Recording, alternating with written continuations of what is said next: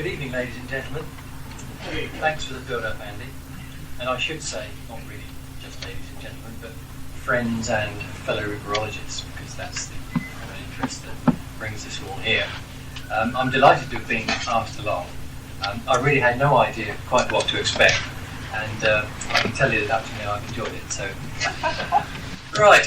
Well, what I'm going to say I've written down because that's the way I operate, but I hope it won't sound too flat as I read it. I will try to make it as animated as possible.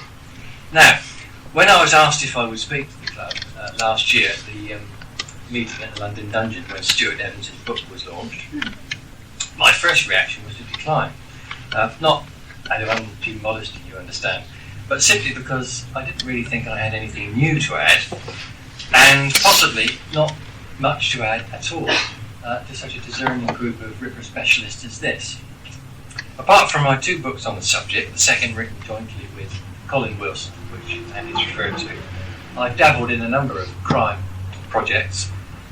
One of them's already been mentioned, Exhumation of a Murder, and other crime subjects. So, while I'm happy to be referred to as a Ripperologist, I lack the continuous dedication to the subject that I know some of you have indulged in, and which has led to some of the great research advances in recent years. So you see, I'm not putting myself in your category. I'm a little bit remote these days from the detail. So that's why I hesitated.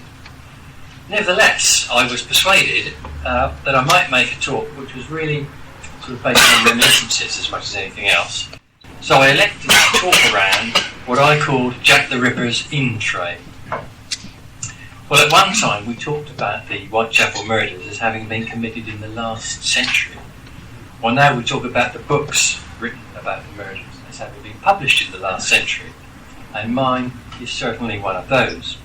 Jack the Ripper, in fact and fiction, was published in 1965, and the research for it, of course, was carried out in the 3 or so years preceding that. In the early 1960s, much of Whitechapel and Spitalfields was still intact in terms of its physical links to the murders. I recollect visiting 29 Hanbury Street a few months before it was pulled down. The original front door was intact, giving access to the dark, grimy passage along which our murderer had walked with his victim, and down the few steps into the tiny backyard. Miller's Court had disappeared by then, so for me it was Hanbury Street which provided a kind of bridge with the reality of the murders, and certainly afforded plenty of atmosphere. My reason for writing about Jack the Ripper was simply that I wanted to write. In fact, it was a friend who suggested the subject to me by giving me a copy of Leonard Pettis's book, The Mystery of Jack the Ripper. I'm sure you're familiar with that, which strayed between fantasy and reality. I thought these murders really happened. They're part of history, and surely it must be possible to set down a proper objective account and make a sensible analysis of the facts. So that was my raison d'etre, and although I didn't know it at the time, Tom Cullen had much the same idea, because as you've heard, our two books came out almost together. Of course, carrying out research in the 1960s was a very different proposition to the present day. Making contact with people and organisations was achieved mostly by exchanging letters, and actually only rarely by telephone. I mean, we're talking about a good 40 years ago. My visits to London and the East End came via cheap day rail excursions from Southampton, where I lived at the time. And a major difficulty was not so much accessing documentation, but of recording its contents.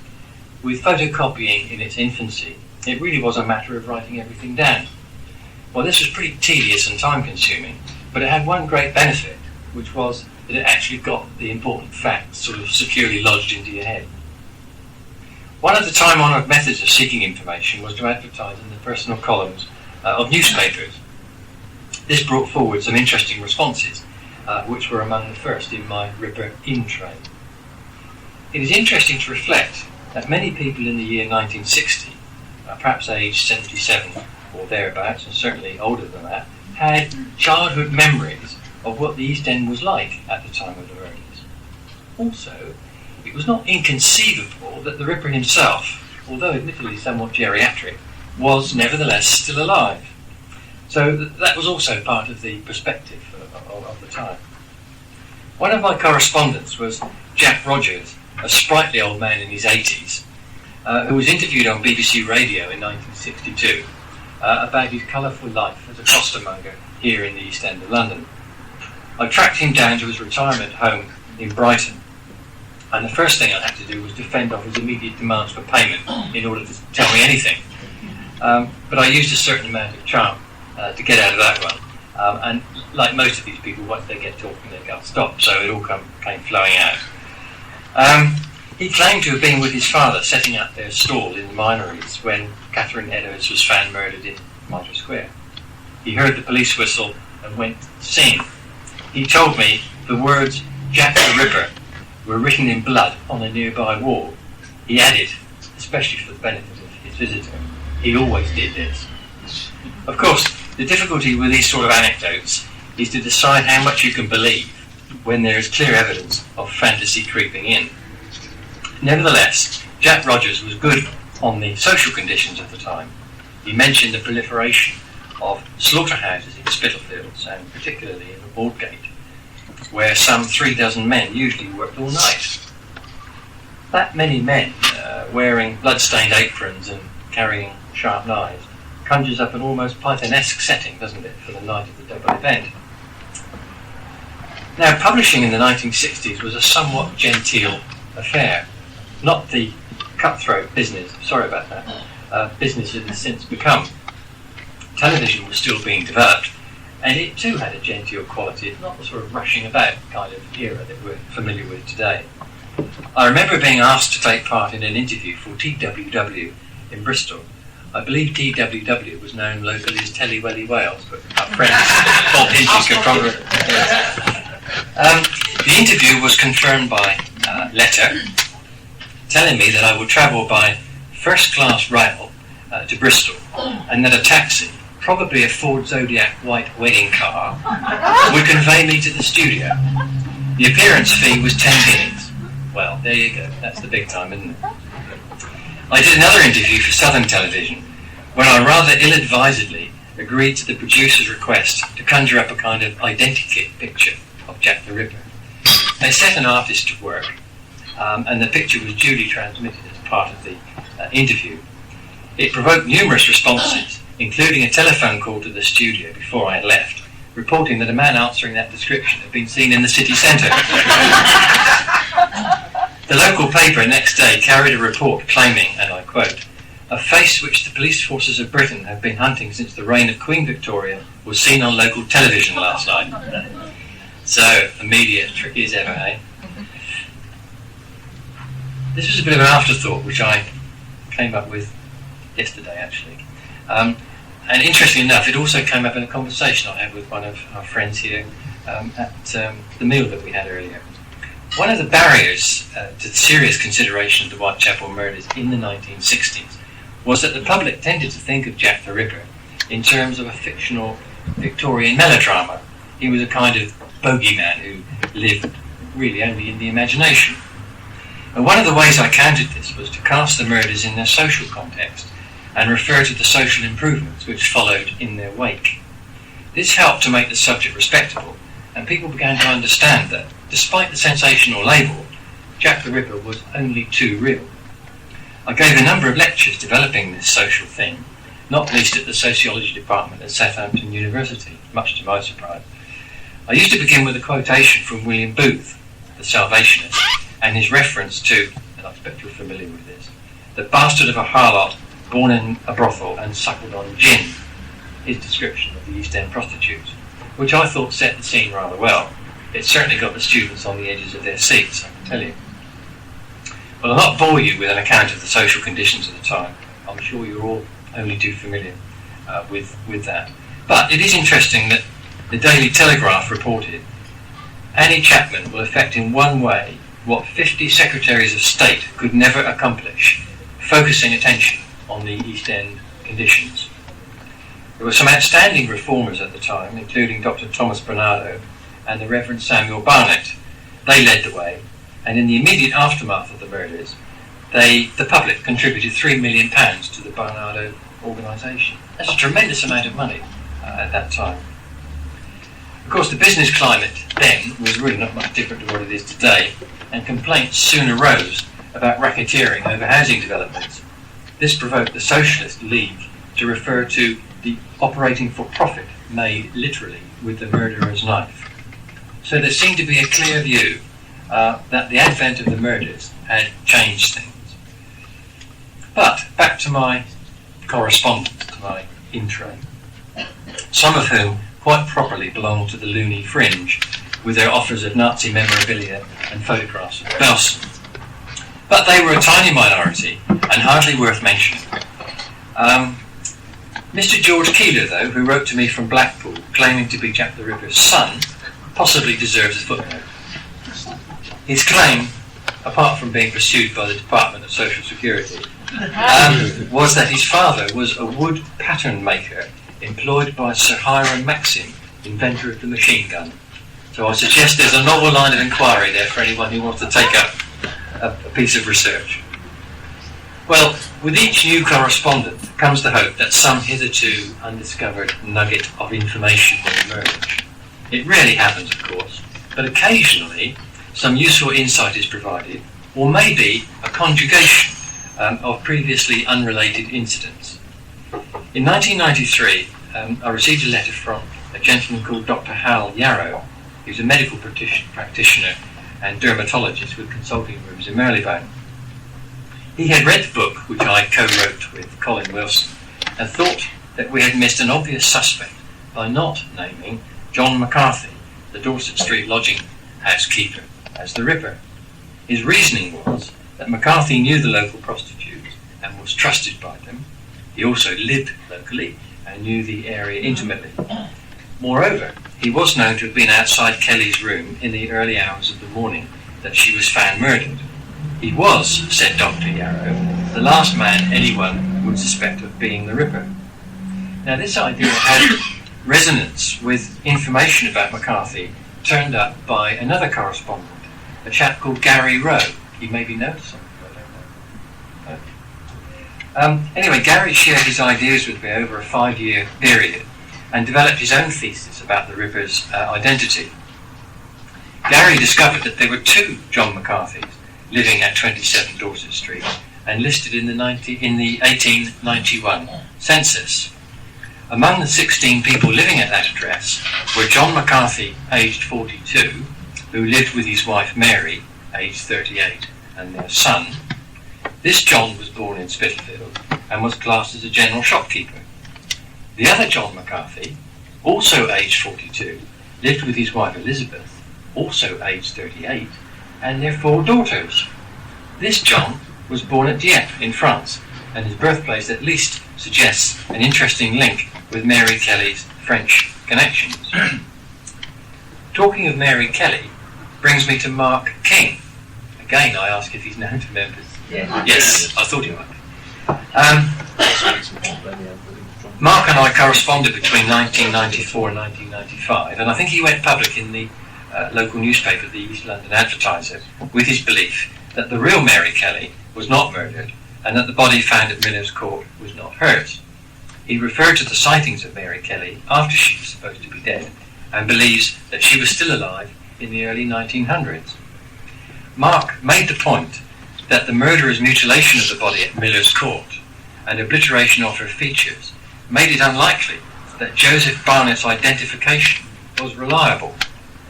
Kelly was known to let other women use her room, and it was one of these who became the murder victim, so he suggested. Now Mark unearthed the fact that one of Kelly's friends was Joseph Fleming, also known as James Evans, who was rounded up by the police in 1892 and registered as insane. He thought this was curious, to say the least. Now, this story links with another of my correspondents, a male psychiatric nurse from Kent, who wrote to me because he believed it was secret. He referred to an elderly patient under his care in the 1970s who was nicknamed Queenie on account of her resemblance to Queen Alexandra. Her real name, and you've heard this before, was Annie Crooks, and she was the brain-damaged daughter of Annie Chapman. Queenie had been admitted to the Reigate Institution for the Mentally Subnormal in 1888, with the secret history that she was the child of the Duke of Clarence. Mary Kelly, who had acted as midwife when Annie Chapman gave birth, was also the child's godmother. Chapman, according to this account, tried to kill the infant, but succeeded only in permanently brain damaging the child.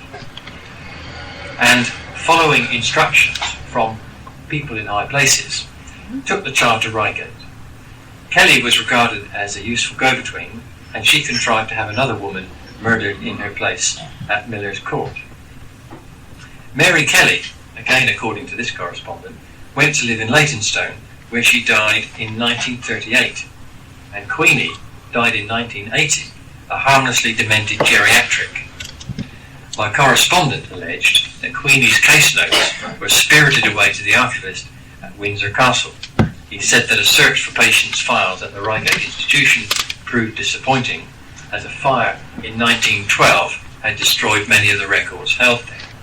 So, nothing new there then.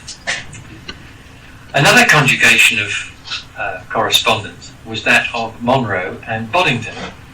Christopher Monroe, grandson of James Monroe, former Commissioner of the Metropolitan Police, wrote to me in 1988. This followed publication of the book I did with Colin, in which we referred to James Monroe, and specifically to a suggestion made by an Australian correspondent called Reg Boddington, that Monroe himself was a possible Ripper candidate.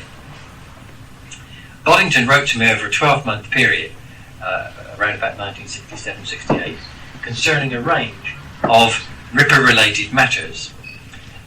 There were closely argued mini-essays on the Ripper's skill with the knife, on Professor Camps and his ideas, on sex-crazed killers in general, Dr. Phillips's post-mortems, and James Monroe.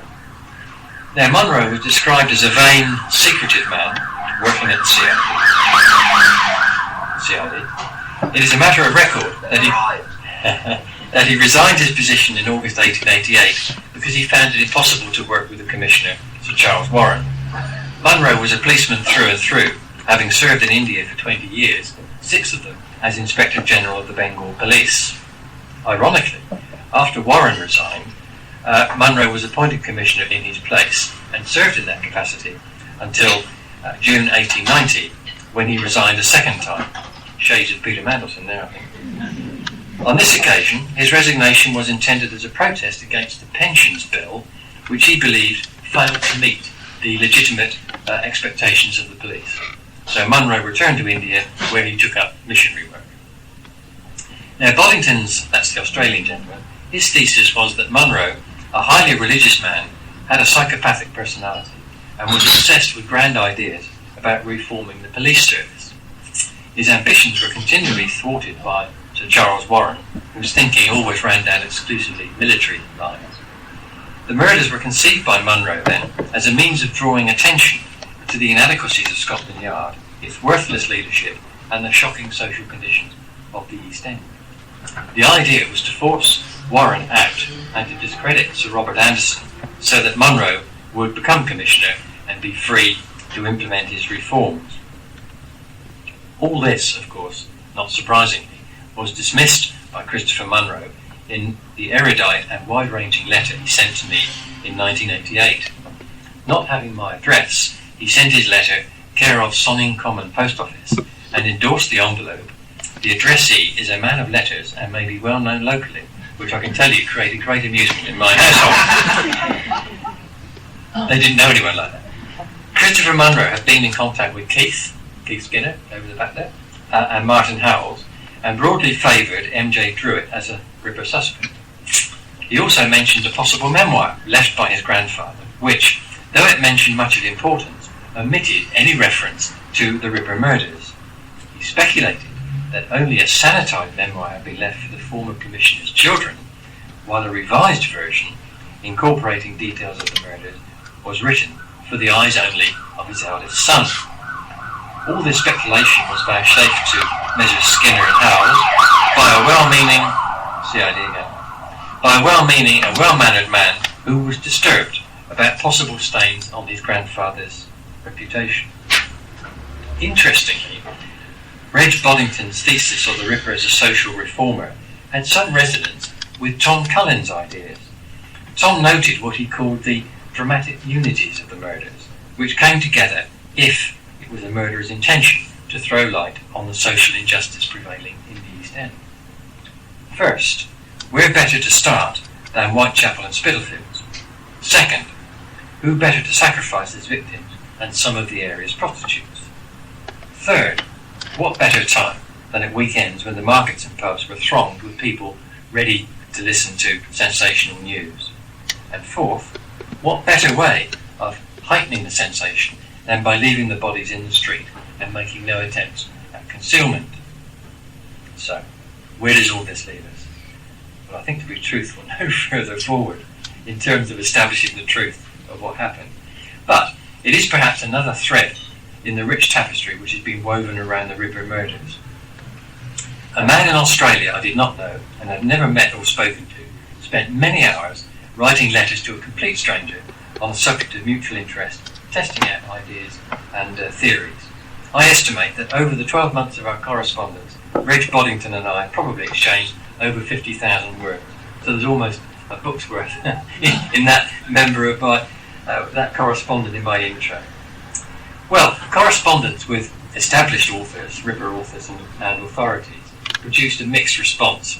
One of my earliest contacts was Don Rumbelow. I don't think Don's here this evening. No, not yet. Ah, okay.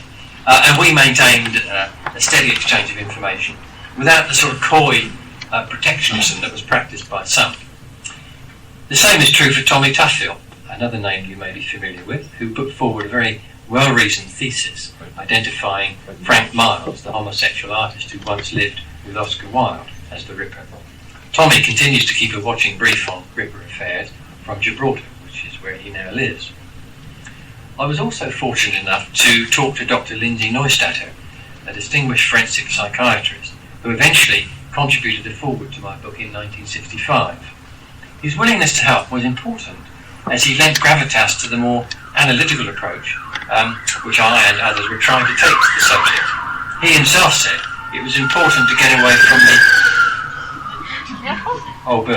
to get away from the terror by gaslight views of the murders. Dr. Francis Camps was another heavyweight commentator on the subject, who made his own distinctive contribution to Ripper research with his discovery of drawings relating to Catherine Eddowes' death, which he found at London Hospital. I met him on one occasion when he visited Southampton University to speak to the Students' Union.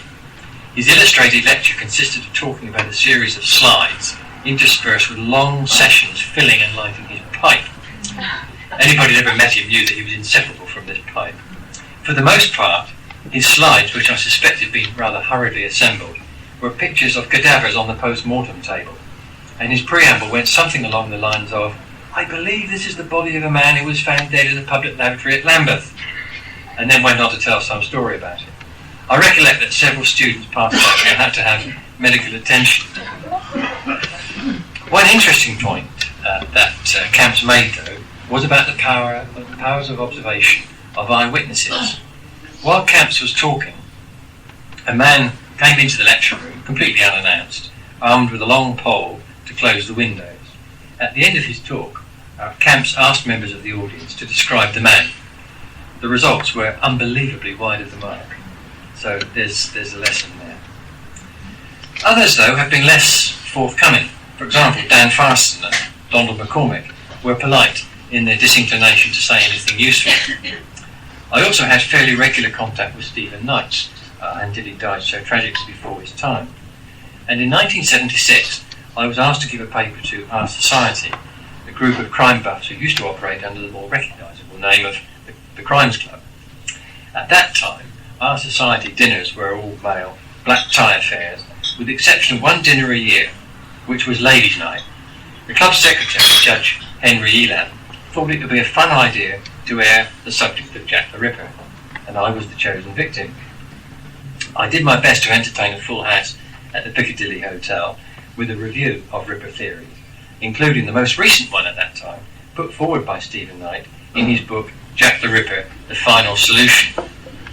Stephen had been invited to the dinner as a guest, and when I had finished my presentation, I invited him to add a postscript, which he did.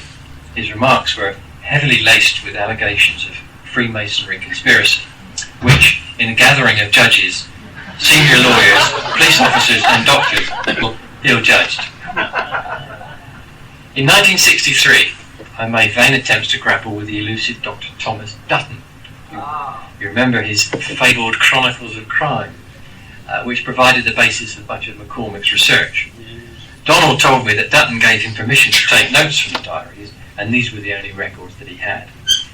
As Dutton had left no family, he apparently gave the diaries to one of his patients, and I'm sure many of you have encountered the frustration of trying to chase this up. In my case, the Royal College of Physicians told me that the Chronicles had not found a home in their library, nor it seemed in the West Sussex County Library, the area in which Dutton lived, and there's no record of his will in Somerset House. He died in 1935. So, like much of the documentation which has fueled Ripper investigation, Dr. Dutton's diaries seem to exist more in the mind than on paper. The same, though, cannot be said of Sir Melville Macnaghten's famous notes. Some of you will have known Joe Galt, or at least know of his name. He was a publisher with a passion for crime, and a man of some influence. One weekend in 1966, I think it was, he invited me over to his Surrey home because he had something which he thought might interest me. His little surprise turned out to be several box files containing original Ripper documents which had been spirited out of the Yard's archives. Such an opportunity to delve into the official files was unheard of at the time, and we spent some pretty concentrated time looking through the material which had been sneaked out under the signature of Sir Ranulph Bacon, known to Rasham, I think, by his friend, who was Deputy Assistant Commissioner. The papers were in a hopeless muddle, and I guess the files had been mauled over by many curious but undisciplined hands. Of course, the thrill in seeing the papers lay as much in handling the tangible evidence of history as in finding any solution to a mystery. Among the papers were Dr. Thomas Bond's notes about the Whitechapel murders, George Hutchinson's statement, Inspector Swanson's report on an interview with the indefatigable Dr. Forbes Winslow, and there were notes by Dr. Rosalind Donston and the suspicions which he had, and much else besides. All good stuff. While every scrap of paper was interesting, the jewel was Sir Melville Macnaghten's handwritten notes dated 23 February 1894, which had formed the basis of Tom Cullen's arguments in favour of M.J. Druitt and the similar line taken by Dan Farson. I soon realised that the notes I had in front of me, clearly original and written on sheets of lined blue paper, were different in several important aspects to the versions used by Messrs. Cullen and Farson. When I told Dan about my discovery of the notes and of the differences in them, he said he'd had difficulty in tracing Druitt due to what he now knew were mistakes in the version he had acquired from Lady Emma Conway, that was Macnaghten's daughter, in 1959. Fortunately, advances in research made possible by access to documents of assured provenance has enabled writers in recent years to break away from the notes made from the notes made by persons who burned the originals. I take the credit then, if there is any, for being the first to publish an accurate version of the Macnaghten notes, which appeared in 1966 in a revised version of my Jack the Ripper in Fact and Fiction. That's the paperback which I've seen in circulation this evening, much to my pleasure, I may say. Well, I doubt very much that I've added anything significant to your sum of knowledge about Jack the Ripper, apart from a few rambling anecdotes.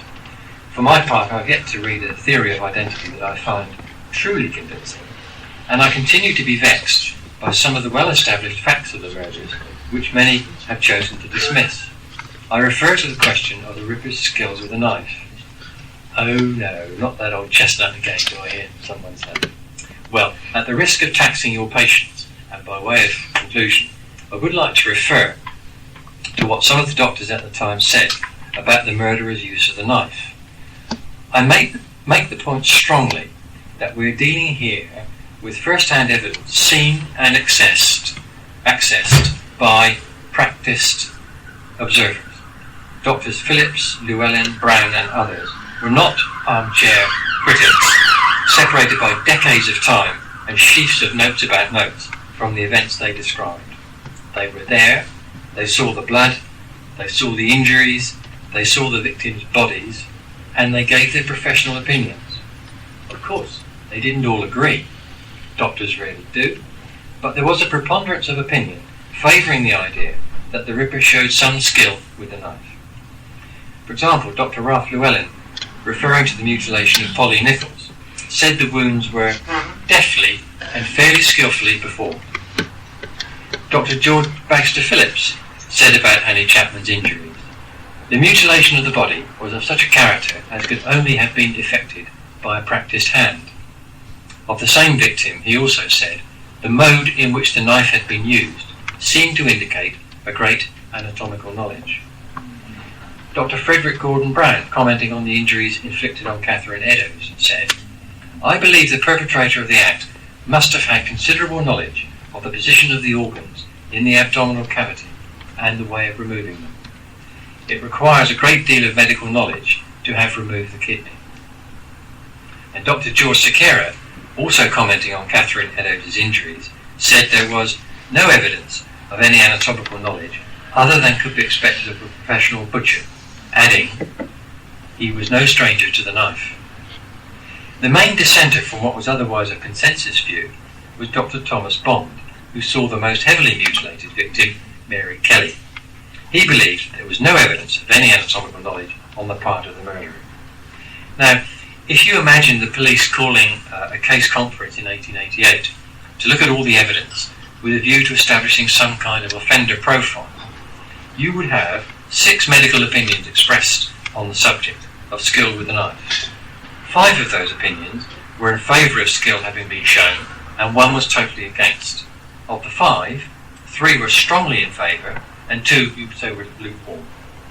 An objective assessment, I suggest, on that basis would be that the police should be looking for someone accustomed to using knives in a professional or semi-professional capacity involving either humans or animals. The language used by the doctors is moderate and ranges from Dr. Sequeira's low skill evaluation, no stranger to the knife, to Dr. Brown's higher level of skill, a great deal of anatomical knowledge. So there must have been something about the injuries they saw which led them to these conclusions. Whatever it was, I suggest it must have been fairly convincing, for surely it would have been a lot easier for these medical men to protect the integrity of their profession, if nothing else, simply to rubbish all suggestions that any skill had been used. So I think there's an interesting viewpoint here, which cannot be too easily dismissed. The doctors were the only trained scientific observers to examine the victims. Their reports are a matter of record, and they should be respected. Of course, I'm not saying Jack the Ripper was a doctor or a surgeon, but his ruthless, sure-handed use of the blade suggests to me that he was indeed no stranger to the knife. And I'll leave it at that. Thank you for listening.